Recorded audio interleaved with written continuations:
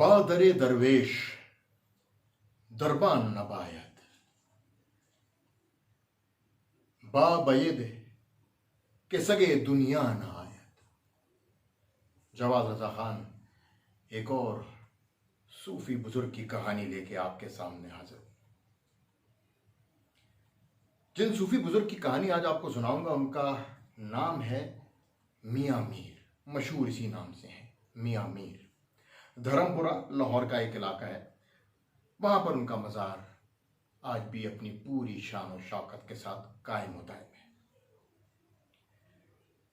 कादरिया सिलसिले से इनका ताल्लुक था। सूफी बुजुर्ग कादरिया सिलसिले के थे और शाहजहां के बड़े बेटे के उस्ताद भी थे। मियां मीर साहब बड़े खुदा तर्स इंसान थे, जैसे कि तमाम सूफिया बुजुर्ग हैं। एक खास बात और थी उनमें, वो जो शहंशाह, नवाब, इन जैसे लोगों के लिए बड़े जाहो जलाल के भी मालिक थे। ये जो आपको दो फारसी के मैंने मकालमे सुनाए थे, ये हुए ही दो, एक शहंशाह जहांगीर और सूफी साहब मियां मीर के दरमियान थे। बादरे दरवेश दरबान नबायत। शहंशाह जहांगीर अपनी सल्तनत को वुसअत देने के लिए दक्कन की सल्तनत को फतह करने के लिए जाना चाहता था। दुआ के लिए मियां मीर साहब के पास पहुंच गया।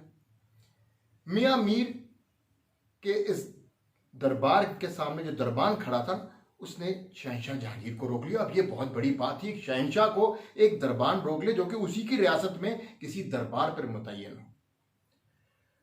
उसने कहा जी अंदर पता करके आपको बताऊंगा। उसने मियां मीर साहब से बताया कि कोई शहंशाह जहांगीर आया है। उसने कहा अंदर आने दो। जब वो अंदर गया तो बहुत गुस्से में था शहंशाह जहांगीर, और उसने खफगी का इसी तरह इजहार किया और कहा बादरे दरवेश दरबान नबायत, यानी सूफियों के और इस किस्म के खानकाहों पर कोई दरबान की क्या जरूरत है। इसमें मियां मीर साहब ने बड़ा खूबसूरत जवाब दिया। उन्होंने कहा बाबयद के संगे दुनिया ना आयत, यानी जरूरत इसलिए है कि दुनिया की दौलत, दुनिया की इन चीजों के मुतलाशी कुत्ते अंदर ना आ सकें, तो दरबान की बहुत जरूरत है। ये जवाब सुन के जहांगीर तो बहुत शर्मिंदा हुआ। खैर, अपनी आने की वजह बयान की कि जनाब मैं जरा दक्कन की सल्तनत फतह करने जा रहा हूं, तो मेरे लिए जरा दुआ कर दीजिए।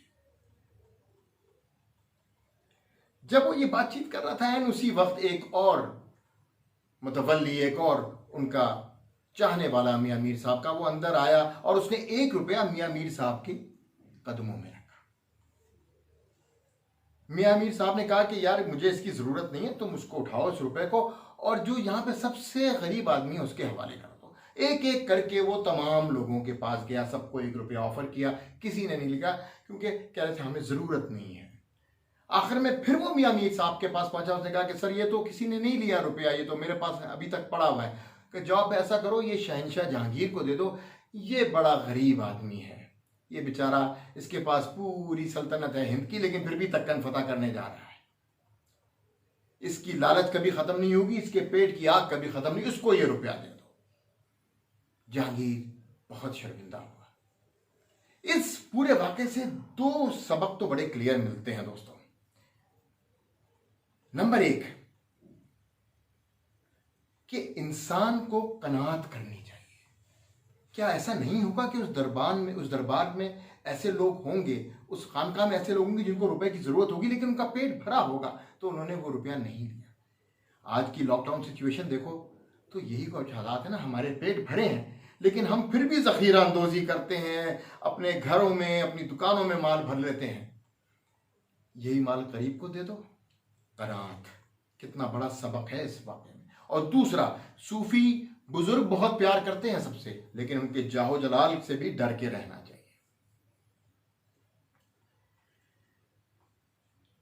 अब अगर हम मियां मीर साहब की बात करें और साथ उनके मतवाले सिखों का जिक्र ना करें तो बड़ी अजीब सी बात होगी। मियां मीर साहब की बड़ी दोस्ती हुआ कि थी गुरु अर्जुन से। जहांगीर की बादशाहत का जमाना था, करीबन 300 साल पुरानी बात, और जहांगीर, मियां मीर और गुरु अर्जुन और मियां मीर बहुत गहरे दोस्त थे। यहां एक और कैरेक्टर का कहानी जरूर सुनाऊंगा। उसका नाम था चंदूमल, जो दरबार का खास आदमी था जहांगीर के। चंदूमल अपनी बेटी की शादी करना चाहता था गुरु अर्जुन के बेटे से, जिसको गुरु अर्जुन ने साफ मना कर दिया।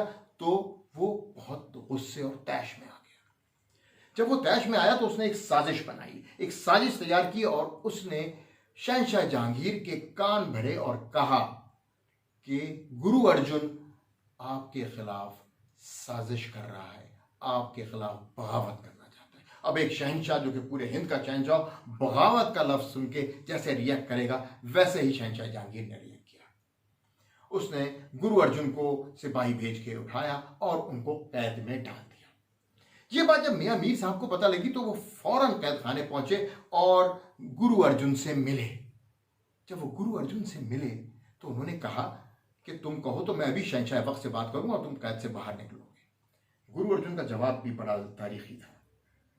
गुरु अर्जुन ने कहा कि मैं यहां बैठ के, मैं अल्लाह का वली हूं, मैं यहां बैठ के पूरे शहर को आग लगा सकता हूं, लेकिन मैं ऐसा कुछ नहीं करूंगा। ये मेरे रब की मर्जी है तो मैं यहीं बैठूंगा। सिख और मुसलमानों की दोस्ती सदियों की दास्तान है। भाई मर्दाना बाबा गुरु नानक की दोस्ती हो, मियां मीर और गुरु अर्जुन की दोस्ती हो, या फिर आज के जमाने में करतारपुर खोलने के लिए इमरान खान और बाकी सिखों की दोस्ती हो, ये सब चीजें अगर आप देखें तो अंदाजा होता है कि सिख मुस्लिम दोस्ती एक जमाने से चली आ रही है। बाबा गुरु नानक के जमाने से लेकर यहां तक, जब इमरान खान इस मुल्क का प्राइम मिनिस्टर है और उसने करतारपुर की राहदारी किस तरह खोल दी तमाम सिखों के लिए। आज की कहानी से जो असबाक मिलते हैं उनमें एक ये भी है कि जहांगीर का मकबरा रावी के किनारे है, लोगों की नजरों में आता है। मियां मीर के मजार पे हजारों लाखों सिख मुसलमान सब आके खराज तहसीन पेश करते हैं। गुरु अर्जुन की समाधि पे भी लोग जरूर जाते हैं और जरूर उनके लिए अच्छी बात करते हैं। एक कैरेक्टर गायब हो गया है, वो ब्राह्मण चंदूमल, जिसने साजिश करी थी। किताबों में कहीं उसका नाम नहीं। अच्छा सोचिए, अच्छा कीजिए, यही है इन सब बातों का वक्त। Thank you. जवाद रजा खान, मेरे चैनल को जरूर सब्सक्राइब कीजिएगा। अनसुनी बात।